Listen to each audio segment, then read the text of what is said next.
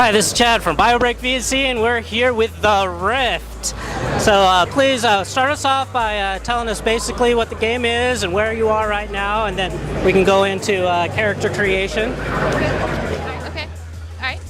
Hi, I'm Morgan Lockheart. I am the Defiant lore lead for Rift, and we're here showcasing our newest patch, our 1.3 patch, and we're going to be releasing a giant new raid zone, which is going to feature 10 new bosses.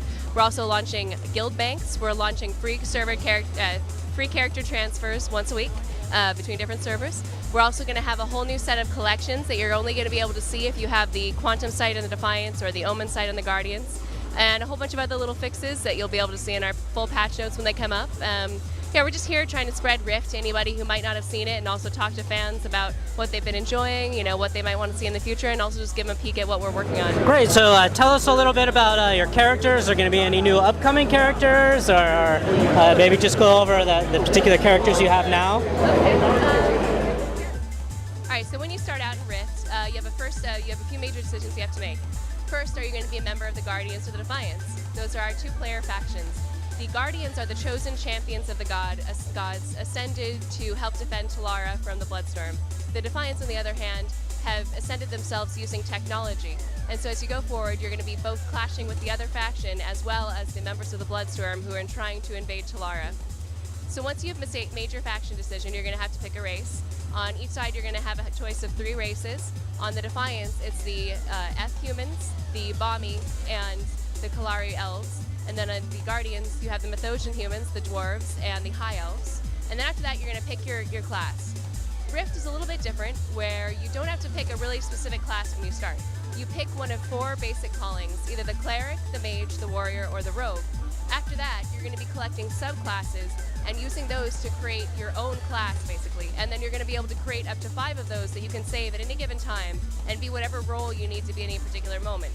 If I'm playing my cleric and I went into a dungeon as a healer and our tank drops suddenly, I can switch to my Justicar spec, which is a good tank role, and I can assume that role if I need to. And maybe we have a mage and he can take over healing as a Chloromancer. And everybody can switch up roles in the middle of a dungeon if they need to, and that's one of the things that's so great about Rift. So tell me, what is your favorite element that makes Rift distinct from all the other MMOs?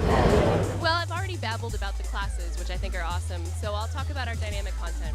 When you go through Rift, you're not going to see the same thing every time because we have multiple layers of dynamic content that are constantly interacting with the world, with the static content, with other dynamic content, in order to create the landscape. At a very basic elements, we have rifts. Rifts open up throughout the world, an indication of this planar invasion that's happening. And those rifts, if not taken care of, spawn invasions. Invasions sweep out across the land, and they establish footholds. And those footholds can be in the quest hub, where you want to sell your stuff, and you want to get more quests, and so you have to clear them out. Sometimes these will take over entire cities. In Shimmer Sand, for example, Fortune Shore can become a hotbed of the Earth, the plane of Earth, if not taken care of in our major zone events there. So that's I really like that it's always changing, and that, you know, I really love the dynamic content, and I especially love when the dynamic content interacts with dynamic content, and I see the plane of Earth has established a foothold, but the plane of water is coming for it and trying to make its own foothold there, and you have this 3-way battle when I come in and I'm fighting both of them and they're fighting each other, and it's really fun because it's always different. Could you tell us what you have for casual gamers versus hardcore gamers? Yeah, we have a huge array of content types. You can quest all the way up to 50, just doing solo quests if you want to, and also interacting with our minor rifts, our minor invasions. On the other hand, you might also get swept up in these major zone events that happen, and even if you are a more casual player, you'll find it pretty easy to interact with these major events because of our public grouping system.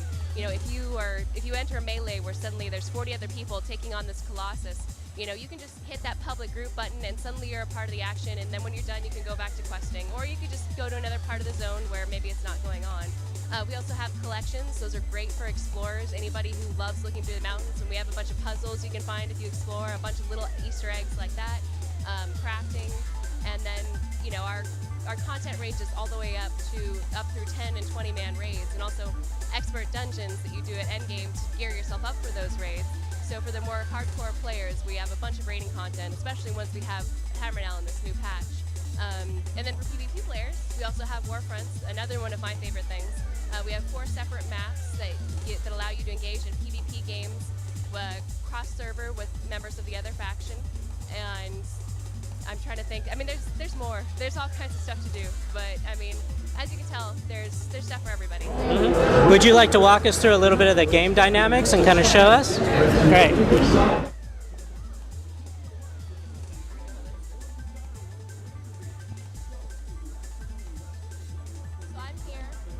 I've been here watching this event that's been happening that we're launching in 1.3, but I'll take us out into the world a little bit so that we can see some of the content that you're going to see most of the time.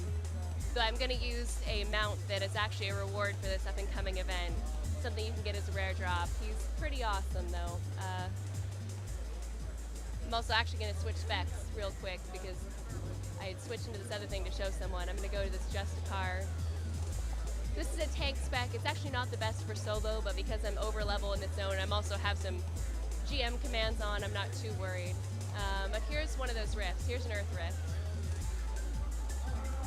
As I enter the Earth Rift, I see what the current objective is. It looks like we've advanced it to a boss phase. Probably me showing other people this rift. And so as long as once I've defeated him, if I had been doing this in the moment, I would have had a timer. And as long as I had defeated that timer, or defeated him at the end of the timer, I would have advanced on to a new stage of the rift. But because this one's been sitting here for a while, this is actually going to close the rift once I finish it. Unfortunately, I don't have a ton of damaging abilities. Partly because this guy's been remade all day as we've been setting it up to show other people things.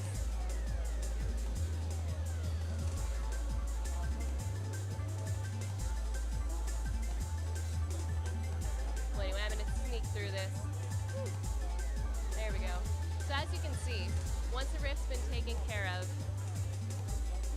it pulls back from the sky. And that's me getting loose.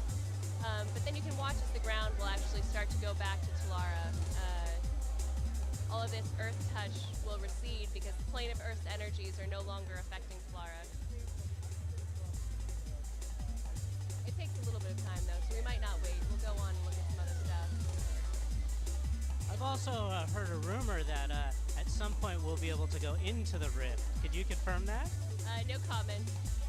No comment, unfortunately. I have no comment on that one.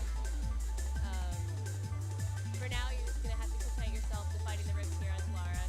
Defending her as you were meant to do. At the end of time, if you were defiant, and by the hands of the gods if you weren't. Here we have an example of a foothold, and these are a couple of invasions that came here and established this foothold. Pretty well defended, so I'm going to move on. Is there anything else specifically that you'd like me to show? No? I'll jump into camera now real quick then. For people who already know and love this game,